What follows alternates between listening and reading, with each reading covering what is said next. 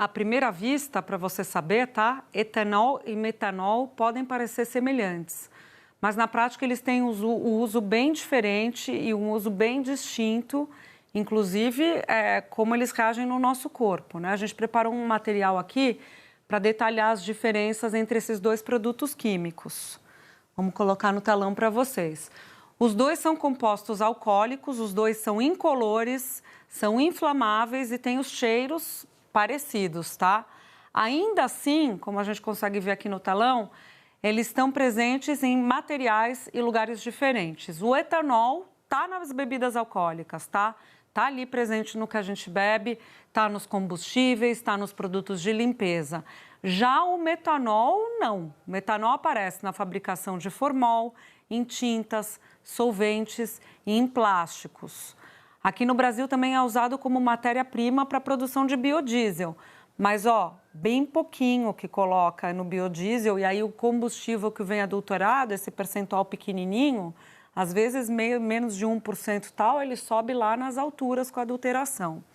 A diferença entre os dois produtos está na estrutura molecular. Lembra das suas aulas de química?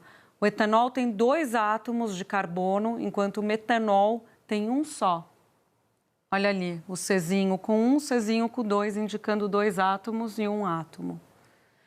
E é esse átomo a mais ou a menos que faz toda a diferença na maneira como ele é metabolizado pelo nosso corpo. Quando a gente ingere o etanol por meio da sua caipirinha, da sua cerveja, por exemplo, ele é transformado em acetaldeído, que é uma substância tóxica, mas que logo depois vira o acetato, que é conhecido como o ácido do vinagre. Essa forma é usada pelo corpo para gerar energia. O metanol, gente, não. Outro caminho. Quando ingerido, ele é metabolizado e aí ele não forma o mesmo produto que o etanol forma. Ele forma o formaldeído, que é um produto químico usado nas colas industriais. E aí depois ele se transforma em ácido fórmico, mesma substância que é encontrada, por exemplo, em venenos de formigas. Esse composto intoxica as células, né, que o seu corpo produz com o metabolismo, né, atuando em cima do metanol. Então, vai gerar esse composto que vai intoxicar as células do seu corpo, aí vai atacar os órgãos, vai atacar o nervo óptico, muitas vezes causando um dano irreversível e todo o sistema nervoso, tá? Por isso, a exposição, na verdade, ao metanol gera esses quadros que a gente está falando, quadros sérios, a depender da quantidade que seu corpo ingeriu. E aí o metabolismo, né, como o metabolismo se deu, gerando esses produtos tóxicos, te leva à cegueira, coma e, infelizmente, à morte, tá? Que é o que a gente viu. Apesar do metanol ser imperceptível, há alguns cuidados que o consumidor deve tomar, tá? Na hora de comprar a bebida. Presta bem atenção, tá? Que não é para fazer teste caseiro. Todo mundo está dizendo isso, as autoridades. Não faça teste caseiro de tentar colocar fogo para ver como é que funciona, enfim. Problemas no lacre da garrafa e o preço são os indícios mais fortes e mais seguros para você ficar atento. Promoção de bebida, gente. Tá rolando uma promoção ali de caipirinha, promoção de garrafa de gin. Fica atento que pode ser fraude, tá? Preço baixo e dá uma olhada no rótulo também. A Bárbara Carvalho, aliás, estudou esse assunto e tem os mais detalhes pra gente, né, Bárbara? Para ficar bem esperto, porque um dos casos que a gente está noticiando veio ali de uma espécie de promoção que envolvia gin.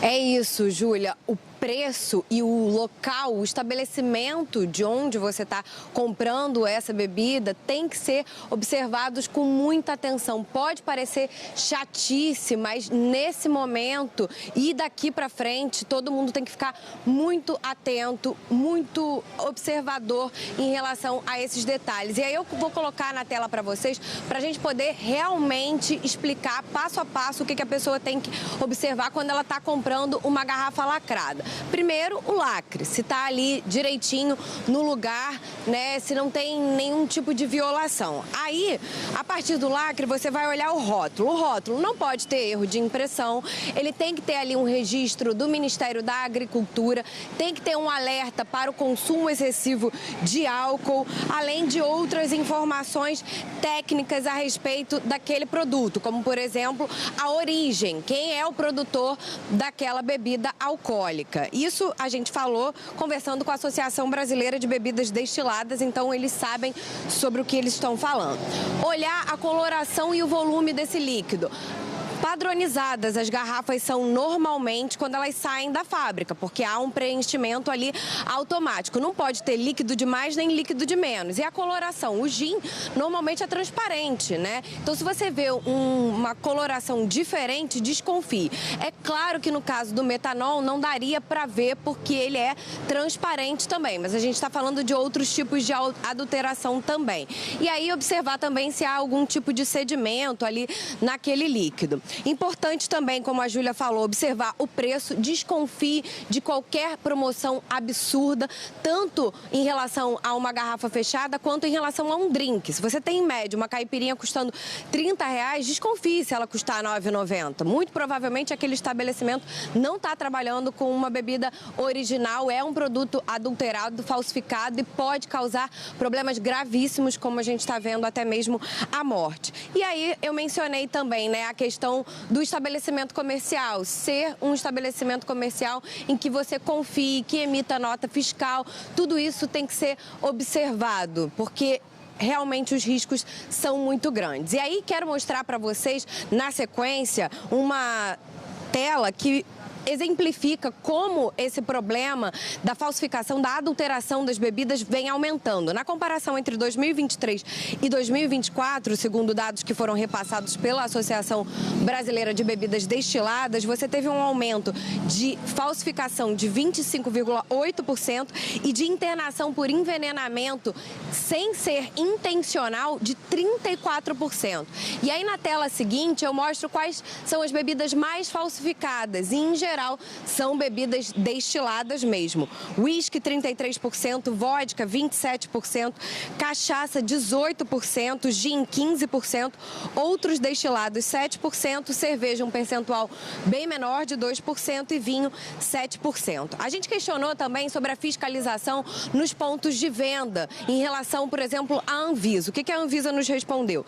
Que o Sistema Nacional de Vigilância Sanitária é descentralizado, com níveis de ação específicos para municípios, estados e para a União. Então, dessa forma, a fiscalização sanitária de bares e restaurantes, na ponta, né, onde o consumidor está bebendo aquele drink, fica sob a competência das vigilâncias sanitárias municipais. Já as bebidas alcoólicas têm seu registro e processo de produção regulados pelo Ministério da Agricultura, por isso eu falei que é importante observar no rótulo se tem o registro do Ministério da Agricultura. Aí eu entrei em contato com as duas principais vigilâncias sanitárias municipais aqui do país, Rio de Janeiro e São Paulo. O Rio respondeu que não conseguiria atender a nossa demanda a tempo e eu não obtive resposta da Vigilância Municipal Sanitária de São Paulo. Então, de fato, existe uma fiscalização que é descentralizada, que a gente já viu ao longo da nossa cobertura sobre esses casos do metanol, que não está sendo suficiente em bares e restaurantes, e existem esses cuidados que o consumidor deve tomar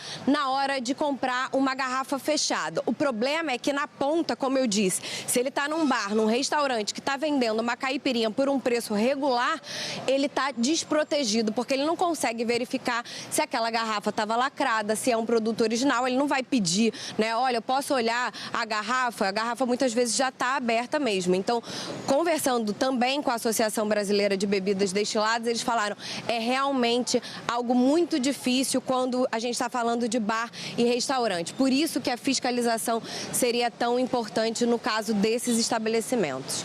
Júlia? Pois é, porque imagina, você vai num restaurante, né, pede uma caipirinha. Você não vai pedir para o cara trazer a garrafa da vodka ou da cachaça na mesa, muito bem, porque ele já abriu aquela garrafa e o rótulo que existia ali já cai, aquele rótulo. Ô, Bárbara, é aquele de papel, tem um que é de papelzinho na lateral, né? São dois que tem que prestar atenção, o do IPI e o do MAPA, né? Do Ministério da Agricultura, é isso, né? E um fica bem no lacre, né? Exatamente. Pode explicar. Isso, fica vedando ali, né? Exato, fica no lacre, é uma espécie de segunda forma de vedação da garrafa, né? E o outro é o rótulo em si mesmo, o rótulo principal da bebida. Os dois devem ser observados com essas características: o registro do Ministério da Agricultura, o produtor de origem, o aviso de consumo excessivo de álcool. Tá. Boa, Bárbara, super obrigada por essa prestação de serviço importantíssima. Vamos lá, ficamos de ouvir a Malu sobre a questão policial e também política, mas só pegando aqui o gancho, Malu e Otávio, da Bárbara, não dá, né? Você entra no restaurante, você vai pedir a garrafa, a garrafa, o rótulo já manchou, já saiu o lacre. É complicado, né? Agora, quando você compra a garrafa, eu acho que essa coisa do lacre, ela funciona muito para quem está comprando a bebida para ter em casa a garrafa, né? Por quê, Otávio? Cara, hoje em dia, compra pela internet, você olha o preço, infelizmente. Não, eu sei, mas quando chegar na sua casa, você vai ver se o rótulo tá, né? Cara, só se for muito grosseiro, você percebe. Se não for grosseiro, pode ser uma falsificação bem feita. O negócio é que você compra nesses sites de compra, você não tem a menor ideia de quem você está comprando.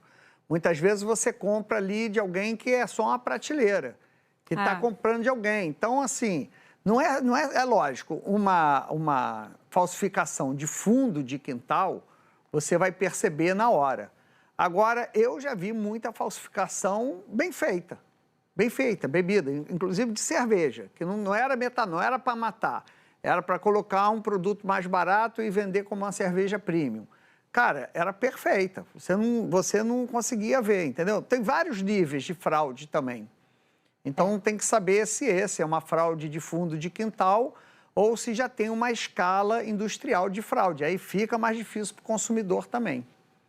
Fala, Malu. Não, no momento eu estou achando que tem muito mais perguntas sem resposta e ilações feitas pelas próprias autoridades do que propriamente indícios concretos de qualquer coisa. Porque, veja, na coletiva em que o governador Tarcísio falou sobre esse caso, ele disse que já tinham identificado as destilarias e que essas destilarias não tinham ligação entre si, nem as pessoas dessas destilarias não tinham ligação entre si. Então, aparentemente, não teria uma coisa organizada, uma fraude organizada.